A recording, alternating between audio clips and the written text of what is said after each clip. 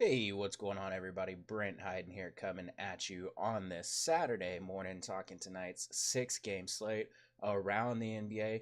Quick reminder before we dig into the games, please make sure you hit that subscribe button down below. That way you will get notified anytime that I post a new video. Also, if you like the content that I am producing, please make sure to give it a thumbs up. It goes a long way into helping me produce more content and my content getting into the hands of more people. If you happen to stumble across this video and you're not already following me on Twitter, my Twitter handle at BrentHyde1 is in the description down below. While you're over there on Twitter, please make sure that you send me a direct message so you can find out how you can get access to my daily content, projections, Discord chat, and all that good stuff for a very affordable price. Without further ado, let's go ahead and hop into the first game of the night. We're going to talk about Golden State at Detroit. Very interesting game to talk about. Golden State's favored by 4.5, a 228 over under in this game. Draymond Green is still going to be out for this one. Stephen Curry going to suit up in this game, and Alfonso McKinney is out. We also have a couple of guys for Detroit being out, but nobody that really matters that much. It's an interesting spot, I think, for Stephen Curry. Gonna have to wait and see if he's going to be on a minutes limit. I assume he will be on a minutes limit. Doesn't make a whole lot of sense for them to rush him back, although he has been stating that he's been pretty much ready to play for several days now. Right now, I have him projected at 30 minutes. I think he's a perfectly fine tournament option at 30 minutes if he's going to play 30 minutes. One of my favorite point guard options for tournaments across the industry. 9K on DraftKings, 9,600 on FanDuel. Averages 1.44 fantasy points per minute with a 41% usage rate without Green and McKinney on the floor this season. The Pistons do rank 24th in defensive efficiency to point guards. So Stephen Curry is someone that I have some tournament appeal in for sure. Would be close to cash games as well if we get news that he's going to play, at least 30 minutes in the spot. The return of Curry is going to hurt Kevin Durant's upside a little bit. Durant coming off another 40-point outing, had 51 points, 11 rebounds against the Raptors, averaging 48 points over 3 straight games. He's topped 40 in those 3 straight games. He does still average a 39% usage rate and 1.55 fantasy points per minute without Green and McKinney on the floor. Like I said, does take a little bit of a hit with Curry coming back, especially like on FanDuel at 11.7. Just going to be a tournament option for me. He's close to cash game still on DraftKings at 10.8, but more so just going to be tournaments here. I just don't know that I want to pay the price for him with Curry coming back. The Pistons do really struggle against shooting guards. They rank 28th in defensive efficiency. They're allowing them to shoot 45% from the floor. Klay Thompson, really solid tournament option as well. Still priced a little bit too high, I think, for my liking, but he's someone that you can get some exposure to here. I think Kevon Looney is going to be the guy that I have the most interest in if you're looking at big men from this game. Kevon Looney coming in at 3,700 on DraftKings, 3,900 on FanDuel. Averages a fantasy point per minute when Curry and KD are playing and Draymond Green is not. This is an interesting spot for him. He's kind of the guy that I view as the more skilled defensive big man. Going up against Andre Drummond, I think they're going to use Kevon Looney a significant amount here. 80%, 87% of his shots come at the rim. Detroit is allowing opponents to shoot 70% at the rim. Kevon Looney is someone that I think I'm going to have some interest in. He can be used on FanDuel as a punt option. So can Jonas Jerebko. It is a revenge game for Jonas Jerebko, so if you're into that sort of thing, there you go. But Jerebko at 3,800 on FanDuel, a perfectly fine punt option as well. Looking at the other side of this game, Blake Griffin leads the team in usage at right around 29%. He's one of the top options from the Detroit side of this game, coming in off a pretty solid outing last night. I have a lot of interest in Blake Griffin, especially with Draymond Green being out. Historically, Griffin has struggled at times against the Warriors, but a lot of that has to do with Draymond Green being there. Golden State does rank 14th in defensive efficiency to power forwards, but they're lacking rim protection with Green being out. 40% of Blake's shots come at the rim. I have a lot of interest in Blake Griffin here as a great way to get exposure to this game, especially at like the low 9K price tag on like DraftKings. He's 9,200 compared to Andre Drummond, who's 10,200. I would most certainly want to go with Blake Griffin in that spot tonight. Drummond's fine in cash and tournaments. He does have a 25% usage rate, taking 68% of his shots at the rim. Drummond coming in off another really solid game, had 19 points and 20 rebounds, 7 outings of 20 or more rebounds this season. He's perfectly fine in cash and tournaments if you can afford him. No issue taking him here. Reggie Jackson, perfectly fine in tournaments, coming in off another really solid game, has scored 20 or more points in 3 of the past 4, averaging 20.5 points over that stretch at times. Reggie Jackson at 5,600 on DraftKings, pretty appealing here. He is 6,400 on FanDuel, much less appealing on FanDuel, but on DraftKings, I still think he's perfectly fine in cash and tournaments here. More of a tournament play on FanDuel. 33.9 of Stanley Johnson's possessions are coming in transition. Golden State is allowing 1.19 points per possession in transition. Stanley Johnson, a guy that I highlighted yesterday as someone that I had interest in as a value play, only played 19 minutes, went 2 of 9 from the floor. Only 16 fantasy points.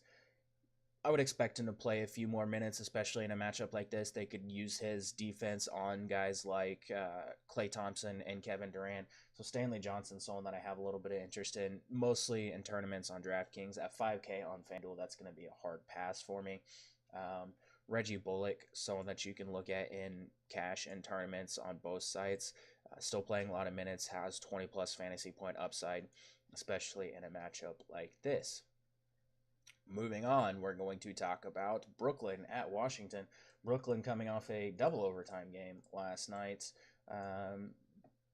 Dwight is out for this game. Joe Harris is questionable, and we need to monitor the status of Otto Porter, who missed last night's game for personal reasons. D'Angelo Russell, 26 points last night, his 10th 20-point effort of the season. Damari Carroll had a really good game, 21 points, 12 rebounds again, double overtime game. So worth noting that. With Joe Harris out last night, Dinwiddie got the start alongside Russell. Both of them played 40-plus minutes, again, double overtime game.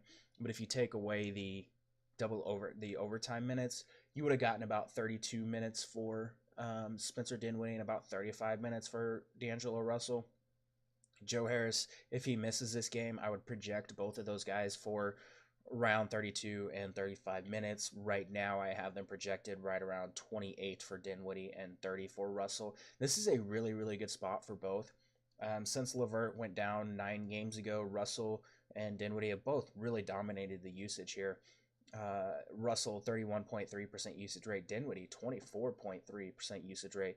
Russell averaging 19.8 points on 40% shooting, taking about 20 shots per game, getting you for about 4.5 rebounds and 6.5 assists over that span. Dinwiddie 19 points per game, 46% shooting, 13 field goal attempts per game to go along with his 5.8 assists and 2.9 rebounds. Washington ranks 30th in defensive efficiency to point guards on the season. They've allowed them to score almost 30 points per game, still giving up like 6.5 rebounds, 10.3 assists, 47% field goal shooting, 41.5% from 3. All of that is to say, I really like D'Angelo Russell and Spencer Dinwiddie tonight. Unfortunately, coming off a game where both of them played over 40 minutes, double overtime game, it's going to maybe put a damper on these guys. Russell would be a guy that I would mostly target in tournaments, but he's pretty appealing at 7,200 on DraftKings and 7,800 on FanDuel for the upside that he has. Dinwiddie's the guy, though. Like, I still have a lot of interest in Dinwiddie. Still taking a ton of shots. Didn't shoot very well against Memphis, but has been shooting really well recently. 48% from the floor, 35% from 3. Dinwiddie's the guy I think I have the most interest in of the group, just because he's a little bit cheaper. He's 6,300 on DraftKings, 6,400 on FanDuel. projects to be a pretty decent play here. I have some interest in Spencer Dinwiddie, especially if Joe Harris is out tonight. Alan Crabb would be interesting. Again, if Joe Harris is out, 63% of his field goal attempts are three-pointers. Washington is allowing opponents to shoot over 38% from three.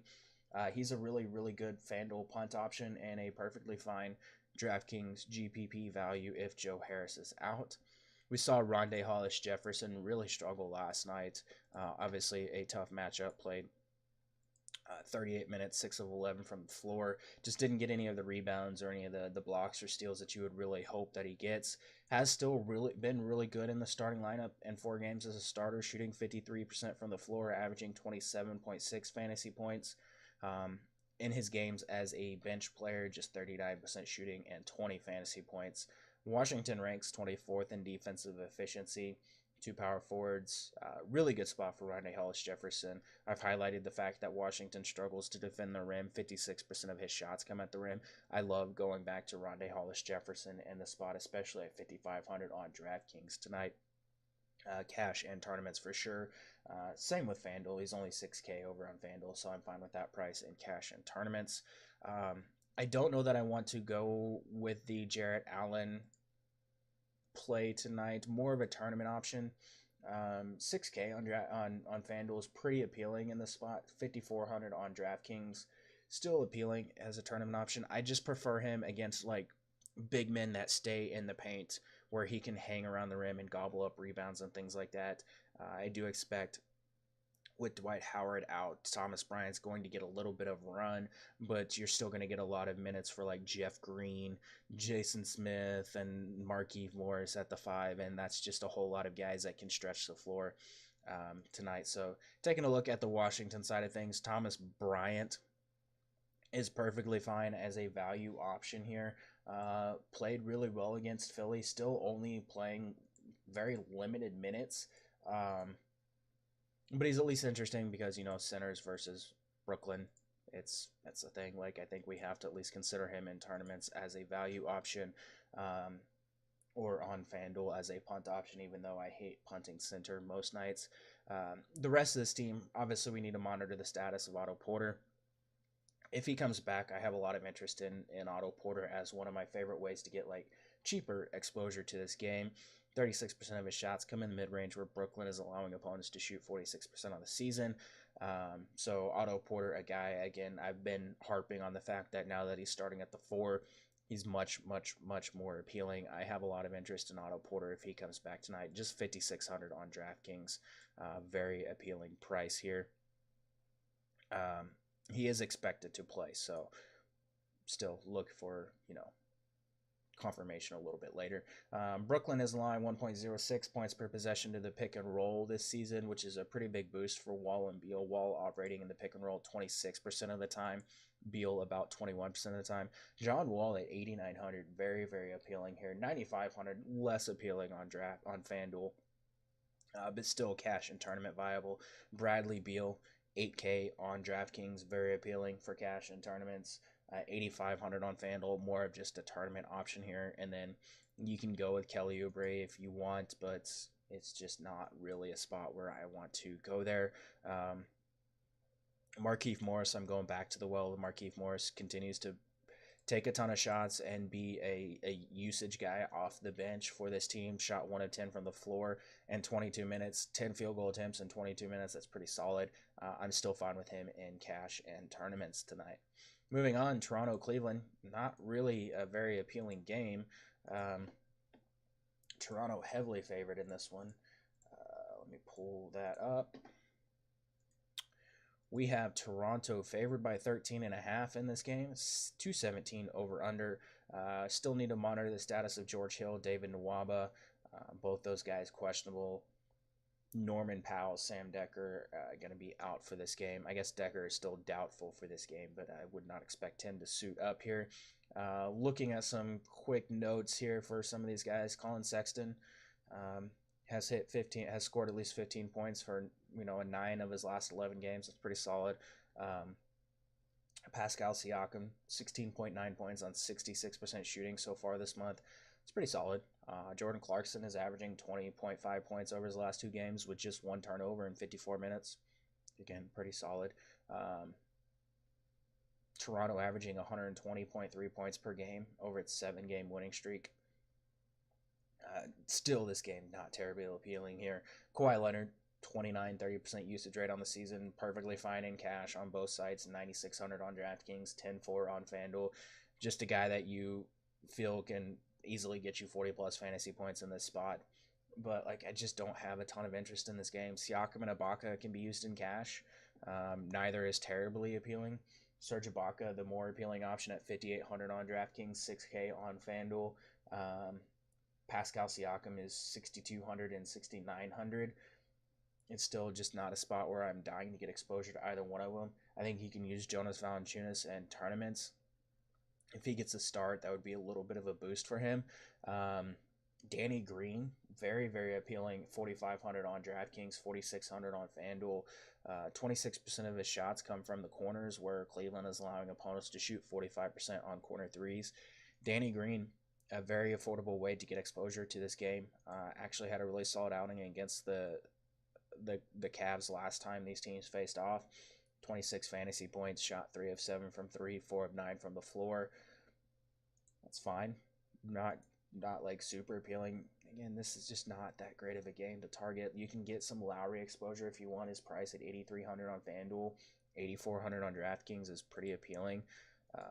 Leads the league in assists. It's, you know, most of the time he's going to get you mid to upper 30s, but he has 40-point upside. It's still just, it is what it is. Yeah. On the Cleveland side of things, Alec Burks saw 26 minutes last night, so that was pretty appealing. Had a really solid game.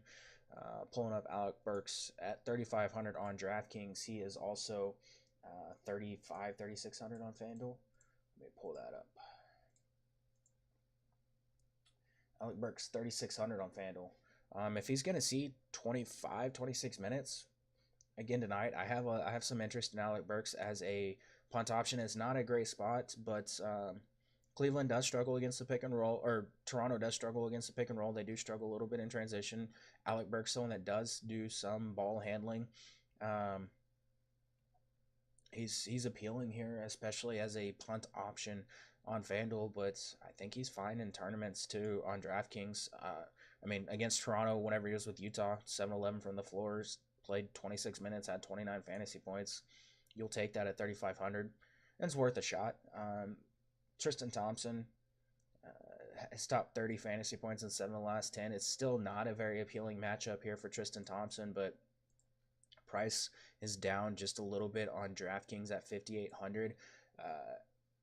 It's 6,100 on FanDuel. I'm less intrigued there, but I think he's fine in cash. Just continues to produce in limited minutes. The rebounding opportunities are going to be there for him, so he's fine. Clarkson would be the guy if I was looking for anyone, one of the Cleveland guards. Clarkson would be the guy. Toronto struggling against pick and roll transition. That accounts for about 50% of Clarkson's possessions this season. But like if George Hill comes back, that rotation gets a little bit more convoluted with Alec Burks being there. It's going to eat into some minutes for Clarkson, and Hood and Sexton would lose minutes, and I just don't know that I would want to deal with it if Hill and Nwaba are both back in the spot. Moving on, Chicago, Houston. Little bit of a disclaimer in this one. Chris Paul came back last night, looked really solid. It's worth noting, though, pulling up the total for this game, it opened at 223.5 with Houston favored by 12.5 points. It has dropped to a 220 total with Houston favored by 11.5. And now it's back up to 221 with Houston favored by 12. The line's moving like crazy, so it's something to keep an eye on. It could mean nothing. It could mean something. Just again, we probably want to keep an eye on the news just in case maybe they rest Chris Paul after he missed a decent amount of time with that leg injury in a back-to-back. But looking at the injuries for this game, Markkanen out, Dunn out, Portis out, Zucci out, Carmelo out. We already knew all that stuff. Nene is scheduled to make his debut tonight, as if that really means much of anything. Might eat into some minutes for like PJ Tucker or something, but not really anything to worry about there. Harden averaging 26.8 points is connecting on 23 of 48 3-point attempts over his past 4 games. He's been really good recently. Wendell Carter Jr. had a monster game last night, 28 points on 11 of 18 shooting. Second time in his career so far he's topped 20 points. Did so against the Nuggets back on Halloween as well. Eric Gordon has been really hot. That's something of note. But looking at the Chicago side of things first, Zach LaVine, he's fine in cash and tournaments. Just usage volume here. Coming off a really, really bad game against the Pistons. I expect him to bounce back in the spot. Actually had a pretty solid game against the Rockets last time out, 38 minutes. Shot really poorly, which is, what Zach LaVine's going to do because he's not a very efficient shooter or a very smart basketball player. But he's fine in cash and tournaments. Driving, leads the team in drives at 14 per game. Houston allowing opponents to shoot 65.8% at the rim. If he actually removes his head from his butt and starts trying to initiate offense and drive to the basket instead of taking really poor shots and doing really poor post-ups, he could have some success here. I do have a lot of interest in Wendell Carter Jr. Unfortunately, him coming off a monster game is going to inflate his ownership. He's actually affordably priced on FanDuel at 5,600 finally. Unfortunately, he's small forward eligible or power forward eligible over there, but I'm still okay with Wendell Carter Jr. in this spot. 4,600 on DraftKings, really, really appealing, especially if he's going to get hot from the floor. Still taking a decent amount of shots. Again, the minutes not exactly where we'd want them to be. Still getting in some foul trouble, but really solid spot for him. He actually had a really good game against the Rockets last time these teams faced off. And with James Harden and Chris Paul and some of these guys driving to the basket a decent amount, there's chances for Wendell Carter Jr. to get some blocks. And also with Houston struggling against a roll man, they're giving up 1.45 points per possession to the roll man. Wendell Carter Jr. operating as the roll man 23% of the time. I have a lot of interest in Wendell Carter Jr., especially at 4,600. That's just really, really, really appealing here. He's probably going to be very popular. Arcidiacono, I said the floor was going to fall out on him at one point, and it definitely happened last night. Only played 27 minutes. That was a blowout, of course, but 2 of 6 from the floor. Just didn't really do anything. 14% of his shots are corner threes. Houston is allowing opponents to shoot 40% from corner threes. He's perfectly fine as a tournament play on DraftKings. Don't even look at him at 5,800 on FanDuel. That's just absolutely absurd. Jabari Parker, still just tournaments only for me. I just don't have a lot of interest in Jabari Parker when his price is way up there. If he comes back down to the low 6Ks or the high 5Ks, I'll be back on that train. But right now, he's just tournaments only. Justin Holiday, still very, very appealing at his price based on just the fact that he's playing a ton of minutes and shooting a ton. 5,600 on DraftKings, 6,100 on FanDuel.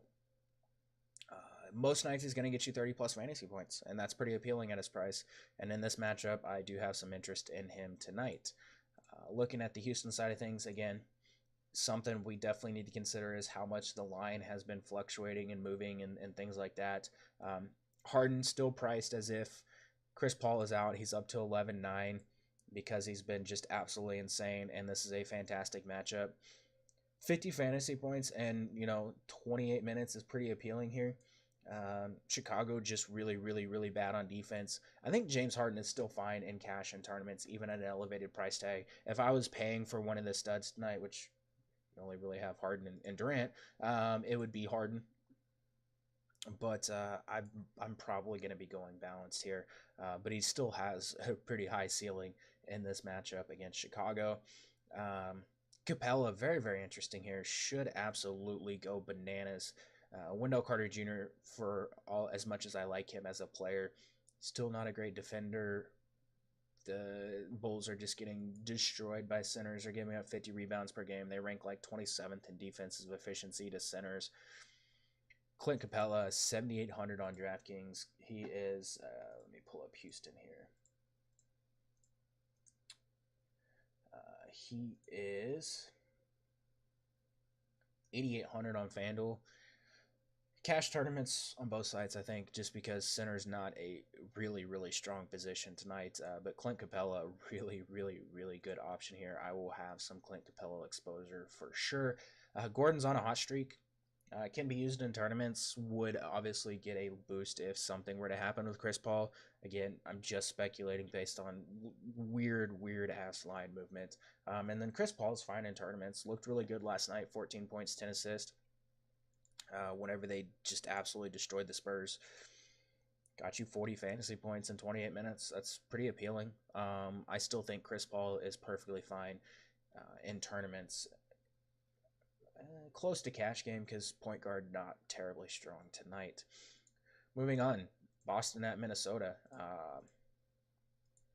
Minnesota 2-point favorites, 213.5 over under. Jaylen Brown questionable. Jared Bayless still out.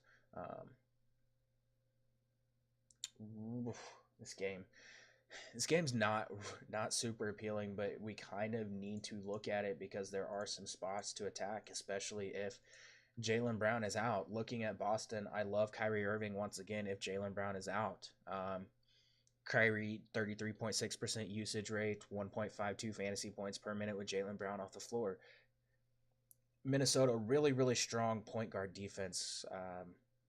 They use Robert Covington a lot to guard point guards. They're going to use Robert Covington a lot to guard Kyrie Irving tonight. I still think he's fine in cash and tournaments if Jaylen Brown is out. Assuming that they do use Robert Covington to try to defend Kyrie Irving a significant amount tonight, that's going to open things up for Gordon Hayward and like Marcus Morris and potentially Jason Tatum. All those guys I would definitely be looking at here, especially if Brown is out. I like Gordon Hayward a little bit regardless of the status of Brown just because he's so cheap, 5,300 on DraftKings. Less appealing on FanDuel at 6K, but he's still pretty intriguing here. I think Gordon Hayward's someone to get some tournament exposure to if Brown plays, and cash and tournament viable if Brown is out. He does average 1.05 fantasy points per minute without Brown. Morris, Horford, guys you can look at in cash for sure. Horford coming off a rest game, but I do expect him to suit up in this one and be in a really good spot against Karl Anthony Towns most of the game. I really like Al Horford in cash in tournaments, especially on like FanDuel where center is not super great. The pricing is really awkward. Al Horford, a perfectly fine option there. And then Marcus Smart, going to play probably about 28 minutes if Jaylen Brown comes back. Would see a lot more minutes if Jaylen Brown is out. I have a lot of interest in Marcus Smart here coming off a really solid game. And as I mentioned, if you're going to have an excellent defender on Kyrie Irving and Robert Covington on Kyrie Irving, Marcus Smart's someone that could also benefit here. So Marcus Smart, cash in tournaments if Jaylen Brown is out. Marcus Smart at like 4,200 on DraftKings, 4,600 on FanDuel might come close to cash consideration regardless, depending on how the rest of the slate breaks down.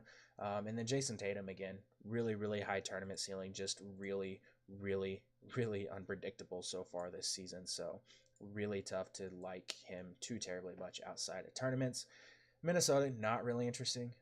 Teague and Rose, I think, are fine in tournaments. We've seen Boston get dismantled by guards and wings that drive a lot, even though Boston's rim protection is actually pretty good. There's still guys are getting separation on these drives, pulling up in the mid-range, getting to the rim. I think both those guys are fine in tournaments. Teague, 14 drives per game. Rose, 11.5 drives per game. These guys could have some success here. Derrick Rose at 5,900 for the amount of shot attempts he's taking is pretty appealing. Obviously coming off, a couple of games where he did not perform terribly well. San Antonio and Cleveland. San Antonio only 18 minutes, but 16 points in 18 minutes. I kind of have some interest in Rose here, and Jeff Teague at 6K is interesting as well. Obviously, we have to look at Robert Covington, just playing so many minutes. It's insane. 6,500 on DraftKings, 7,300 on FanDuel. I think he's cash viable just because he's playing so many minutes. Obviously, matchup's not ideal. When he did play Boston, this was when he was with the Sixers, did put up 21 fantasy points in 34 minutes, 3 of 10 from the floor. I'm okay with Robert Covington in cash, and then Karl Anthony Towns, a perfectly fine tournament option here. We've seen centers sometimes have their way with the Celtics. I'm fine with Karl Anthony Towns in cash and tournaments in the spot. Mostly cash on DraftKings, 9,200. Cash tournaments on DraftKings, whereas 9,800 on FanDuel, more of a tournament option for me tonight. As you can tell, this is a very tournament-heavy slate. I think it's just not terribly appealing until you get to this last game of the night. Indiana at Sacramento. Sacramento 1-point favorites in this game. 222.5 over under. We know that Victor Oladipo is out indefinitely. Marvin Bagley is questionable. Kosta Koufis is questionable, but he's just not going to play because Kosta Koufis is probably never going to play again the rest of the season, at least not in a Kings uniform. Looking at Indiana's usage without Victor Oladipo on the floor. Domantas Sabonis, 26.3%, 1.51 fantasy points per minute.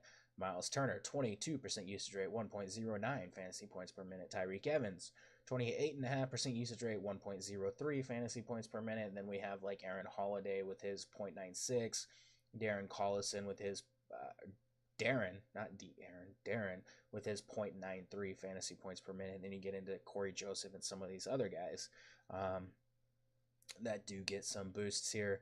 Domantas Sabonis, the biggest beneficiary here, plus 4.8 fantasy points per 36 minutes. Darren Collison, plus 4 fantasy points per 36 minutes. Miles Turner, plus 3.9 fantasy points per 36 minutes. I have a lot of interest in a lot of these guys. Domantas Sabonis is questionable for this game, but I expect him to play. I forgot to have that in my notes. I expect him to play, and he would be the guy that I have a ton of interest in here. Sabonis has just been ridiculous, averaging 15 points, 10.2 rebounds, and 25 minutes off the bench. Looking at Sabonis' game logs, they've just been insane. 48, 38 against Utah, really bad matchup. 45 against the Spurs, 25 against Charlotte, 46 against Utah, 41, 34. Dude's just crushing. And with Tyreke Evans in the starting lineup, Domantas Sabonis doing a ton of ball handling off of with the second unit. I love Sabonis in the spot. Going to be a core option for me. I don't care about his ownership. I don't care that he's not starting. It is an excellent matchup here for Sabonis. He's going to absolutely smash in this spot. So Sabonis, someone that I'm going to be building my lineups around.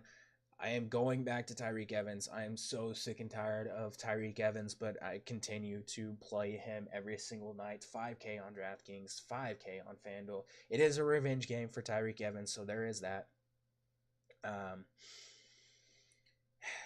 His usage not where I would like to see it. 24.7% or 24.1% over the last 7 games with Oladipo being out, but he's still taking a ton of shots. And that's really appealing here. Obviously, we need him to hit those shots, which he has not been doing a whole heck of a lot over his last 5 games, shooting just 30% from the floor. That is going to come up. 31% from 3, that is going to come up. Just looking at his season averages, 37% from the floor, 38% from 3. Regression's going to happen. He's going to shoot a little bit better, and it's potentially going to happen here against a Kings team that lacks rim protection. 49% of his attempts come at the rim. Sacramento allowing 65% shooting at the rim. Tyreke Evans, I'm going back to him. I'm just going to do it. It's just going to happen every slate. He's just going to be the guy where I'm like, regression's going to happen. He's going to have a huge game. Regression's going to happen. He's going to have a huge game. Eventually, I'm going to get it right. That's all it comes down to. Darren Collison, 46.1% assist rate over the last 7 games. Really, really good spot for him. 46% of his field goal attempts come in the mid-range. Opponents are shooting 43% against the Kings. I like Darren Collison in the spot. We've seen him produce decently well in the games that Oladipo has been out. Last game, not great, but 4 steals, so that was very a very big boost for him. But 11 assists in a couple of these games, 35, 36 fantasy points in a few of these games. I have interest in Darren Collison as a cash and tournament option at this price. Miles Turner is fine in tournaments on FanDuel, fine in cash and tournaments on DraftKings. It's not a terrible matchup for him. Bojan Bogdanovic gets to face off against his brother. He's 5,200 across the industry, perfectly fine in cash and tournaments. Thad Young, perfectly fine in cash and tournaments. Neither one of these guys jumps off the page as a great option, but I do like Bojan, I think, a little bit more, just removing the narrative. Just has been scoring really, really well, over 20 fantasy points, and pretty much actually has been over 20 fantasy points in each of his last 10 games. Over the last 5 games, averaging about 25, 26 fantasy points, shooting really, really well. Yeah, Dougie McBucket, someone you can look at in tournaments. Aaron Holiday, a value option you can consider. Corey Joseph, a value option you can consider. A lot of interest in Indiana here, and a lot of interest in the Kings. Kings actually in a decent spot here, even though Indiana is a somewhat stingy defense. They do struggle against the pick and roll, and you guys know me. I love De'Aaron Fox in matchups where he can succeed in the pick and roll. Really good game against the Clippers. The assist numbers are just really, really there for De'Aaron Fox, and that's really appealing. But with Indiana giving up 0.94 points per possession to the pick and roll ball handler, I love De'Aaron Fox in the spot. 40% of his possessions come in the pick and roll, so I have a lot of interest in Fox. Iman Shumpert's interesting as a value option. 63% of his field goal attempts are three-point attempts. Indiana allowing 39% on three-point attempts this season. He's a guy that's is going to get the minutes if he's playing really well. If he's not playing very well, not going to get the minutes. But, I mean, he's over 20 fantasy points in 3 of the last 4. Has had some upside, so I like him on Shumpert as a value option, especially on FanDuel. 4,400 where you can drop a score, but 3,700 on DraftKings is appealing here as well. Again, I mentioned Bogdanovic first. Bogdanovic, 40% of Bogdan's field goal attempts are three-pointers. He sees a pretty big boost with the Pacers struggling to defend the three-point line. Bogdan has been playing really, really well recently. 2 straight 20-point games, 3 in his 10 games this season. Bogdanovic, 5,500, really appealing here. I have a lot of interest, taking a lot of shots, playing a lot of minutes. 5,700 on FanDuel is really appealing as well. Cash and tournaments for sure. It's looking like we're probably going to end up stacking this game. I love Marvin Bagley if he plays. Still playing really, really well, even in somewhat limited minutes last game because he got injured. 37 fantasy points. Lots of upside here for Marvin Bagley at 5,600 on DraftKings. 6,800 on FanDuel, more of a tournament option there. Willie Cauley-Stein is fine in cash and tournaments on DraftKings at 6K, 6,700, more of a tournament option for me there. Over on FanDuel,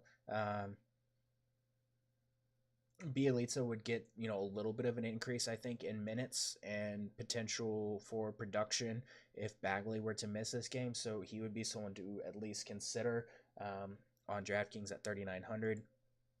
Taking a look at Harry Giles, I just haven't paid a ton of attention to Giles recently. 7 minutes last game. Not someone to really look at unless you're just looking for a really, really, really deep punt option on DraftKings. But that does it. That's the slates. Good luck in all your contests tonight. I will be back on Monday for a brand new week.